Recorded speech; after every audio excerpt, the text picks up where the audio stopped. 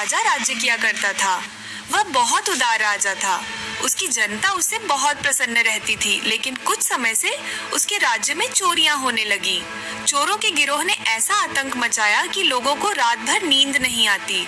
अब वो सब बहुत परेशान रहने लगे। परेशान होकर नगर के कुछ अमीर व नामी लोग महाराज के दरबार में पहुंचे। दुहाई हो महाराज, दुहाई हो, हमारा जीना दुश्वार हो चुका है।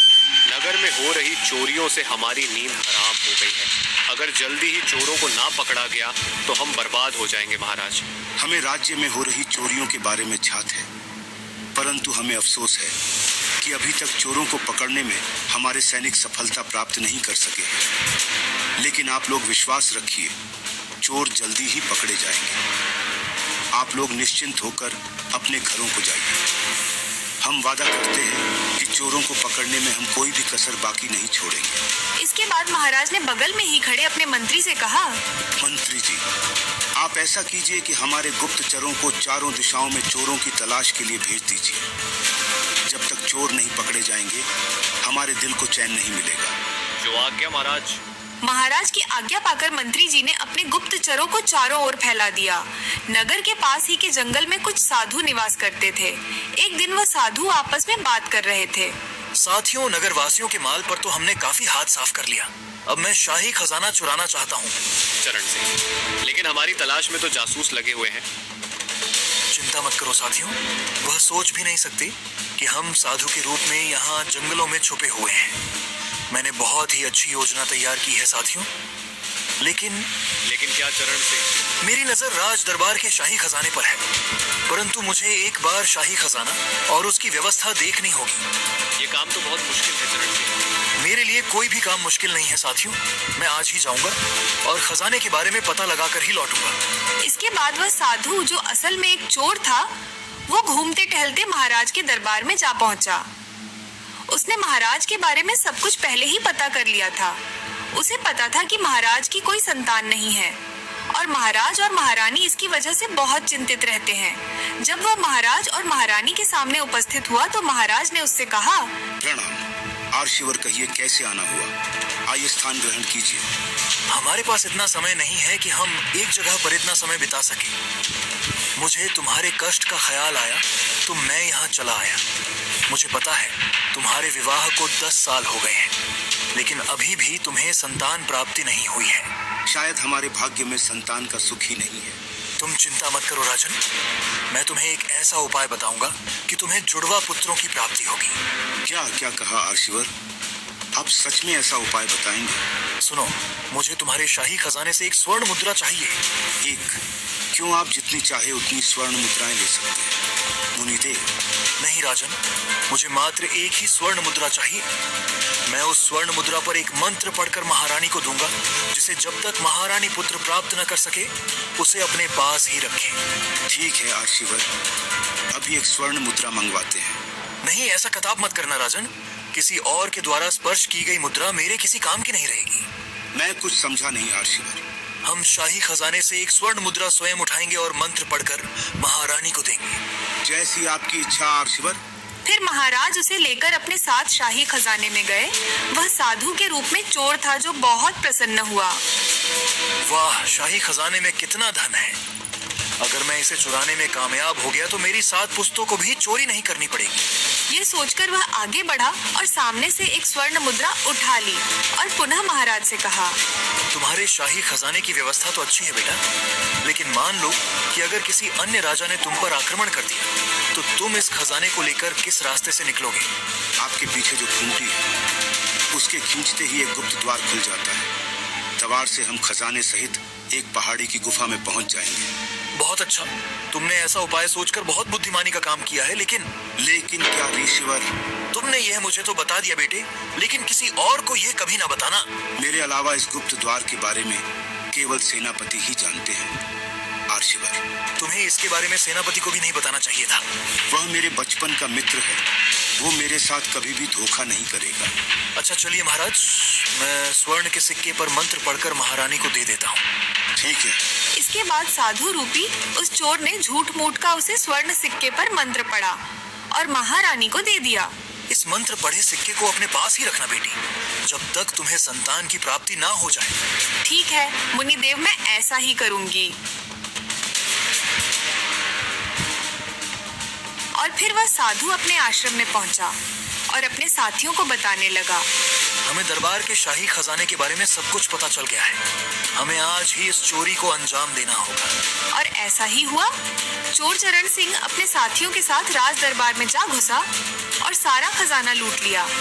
जब अगली सुबह यह बात सारे महल में गई तो महाराज बहुत क्रोधित हुए और अपने मंत्री से बोले, खजाने की सुरक्षा व्यवस्था इतनी मजबूत है कि सैनिकों से नजर बचाकर चिड़िया भी वहां तक नहीं पहुंच सकती।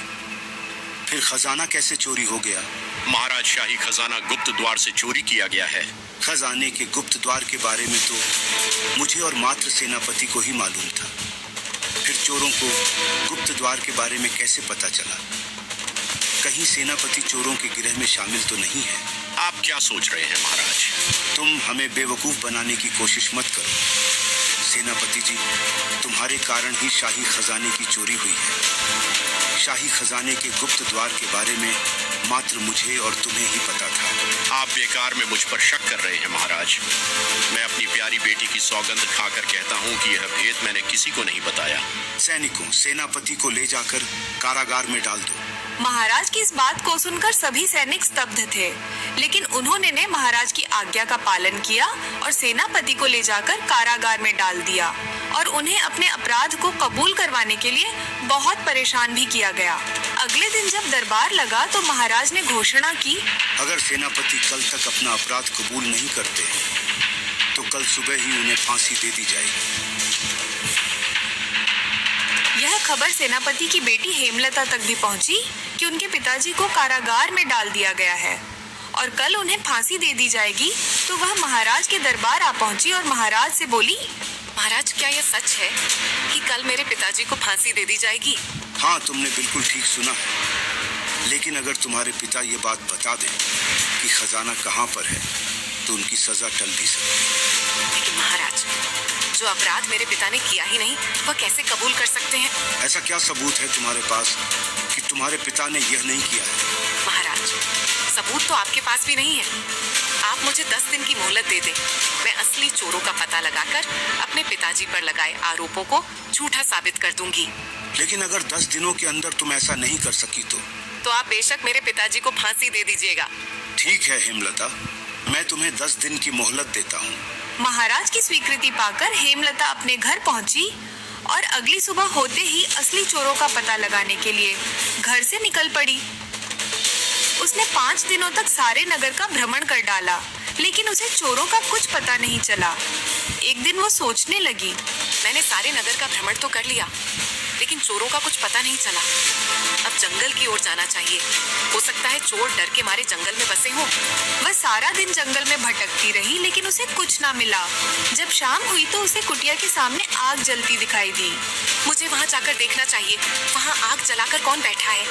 हो सकता है चोरों का गिरोह यहीं पर बसा हो। यही सोचकर वह कुटिया के पास पहुंची। साथियों, अब हमें चोरी करने की जरूरत नहीं पड़ेगी, क्योंकि राज खजाने से हमने इतना धन चुरा लिया है कि सारी जिंदगी आराम से बिता सकते हैं। दरअसल वह चोर चरण सिंह और उसका गिरह था जो साधु के भेष में बैठे थे। हिलता झाड़ी के पीछे जाकर खड़ी हो गई और उन सब की बातें सुनने लगी। ओह, तो ये साधु नहीं चोर है, और वही चोर है जिन्होंने शाही खजाना चुराया है। आखिरकार मुझे खजाने के चोरों का पता चल ही गया। ये चोर बहुत शातिर है। अगर मैंने यह महाराज को बताया कि ये चोर है तो वह विश्वास नहीं करेंगे। मुझे इन्हें रंगे हाथों पकड़ना होगा। ये सोचकर वह वहां से चली गई और अगली सुबह होते ही महाराज के दरबार में जा पहुंची। महाराज, मैंने शाही खजाने के चोरों का पता लगा लिया है। कौन है वे? मुझे माफ करिए महाराज, मैं आपको उनके बारे में अभी नहीं बता सकती। इसका क्या मतलब है? मैं उनको रंगे हाथों पकड़ने की योजना बना रही हूँ महाराज। इसके लिए क्या आप मुझे एक शाही सराय दे सकते हैं? और मुझे सोने और चांदी के बर्तन भी चाहिए।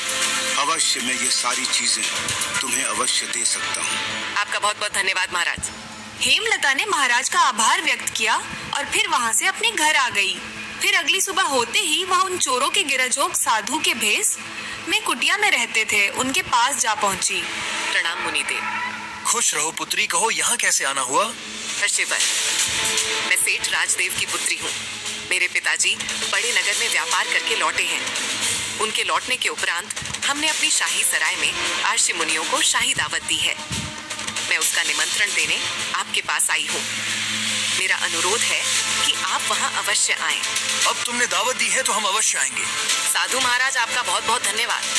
हेमलता वापस लौट आई और महाराज के शाही सराय में जाकर रुक गई और दावत की तैयारी करने लगी। अगली सुबह चोर चरण सिंह साधु के भेष में अपने साथियों के साथ हेमलता द्वारा बताए पते पर शाही सराय पहुंचा। आइए महाराज, आपका शाही सराय में स्वागत है। आपका भोजन भी तैयार है। हेमलता ने सम्मान पूर्वक उन साधु रूपी चोरों को बिठाया और सोने चांदी के बर्तनों में भोजन परोसा। तो साधु सोचने लगा, वाह, इतने सारे सोने व चांदी के बर्तन। अगर इन बर्तनों पर हाथ साफ कर दी जाए तो कितना अच्छा होगा।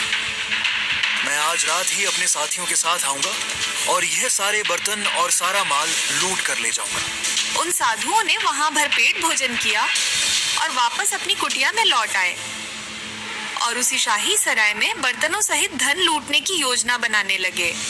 उधर हेमलता भी महाराज के पास जा पहुंची और उसने साधुओं के बारे में बताने लगी। महाराज, आज रात शाही खजाने के चोर शाही सराय में भी चोरी करने के लिए अवश्य आएंगे। आप उन चोरों के लिए कड़ा प्रबंध करें जिससे वह शाही सराय से निकलकर बाहर ना जा सके। ठीक है, मैं प्रबंध करवा दूंगा, लेकिन अगर वह साधु चोर ना निकले तो आप मुझे जो भी सजा देंगे वह मुझे मंजूर होगी। हेमलता के विश्वास दिलवाने पर महाराज ने शाही सराय के चारों तरफ सैनिकों का प्रबंध करवा दिया। उसी रात हेमलता एक मंत्री के साथ एक कोने में छुप गई। कुछ देर बाद वो चोर जो साधु के भेष में थे वह शायद ही सराय में गुप्त तरीके से घुस गए और साधु अपने साथियों से कहने लगा, साथियों, सभी सोने व चांदी के बर्तन वो जो भी धन मिलता है उसे समेट लो। इसके बाद साधु रूपी चोरों ने सारा सामान समेट लिया। तभी वह मंत्री सामने आ गया और सैनिकों के साथ उन सबको घेर लिया और उन्हें दरबार ले जाकर महाराज के सामने पेश किया। राजा उस साधु को देखकर हैरान हो गया और सोचने लगा, अरे ये तो वही साधु है जो कुछ दिन पहले मुझसे मिलने आया था। अरे आशीर्वाद आप। महाराज, ये कोई साधु नहीं बल्कि चोरों का सरदार है। ओए, तो अब मुझे समझ आया कि शाही खजाने के गुप्त द्वार से चोरी कैसे हुई। मैंने शाही खजाने के गुप्त द्वार के बारे में इस पाखंडी साधु को भी बताया था। पाखंडी, तूने शाही खजाना कहाँ छुपाया है? अगर तूने नहीं बताया तो तेरा सर धड़ से अलग कर दिया जाएगा। मुझे क्षमा कर दीजिए महाराज, वो खजाना मेरे जंगल की कुटिया में रखा हुआ है। तूने न जाने कितनों का धन लूटा है। तू क्षमा योग्य नहीं, तुझे मात्र सजा ही मिलेगी। मंत्री जी, इन सभी को ले जाकर कारागार में डाल दो। महाराज की आज्ञा का पालन हुआ और उन साधुओं को ले जाकर कारागार में डाल दिया गया। तो महाराज ने हेमलता से कहा, बेटी हेमलता, मुझे तुम पर गर्व है। तुमने न सिर्फ अपने पिता को सजा से बचाया बल्कि पूरे नगर को भी चोरों के गिरह से बचा लिया। हम इसी समय तुम्हारे पिता को मुक्त करते हैं और तुम्हें इनाम स्वरूप 100 स्वर्ण मुद्राएं देने की घोषणा भी करते हैं।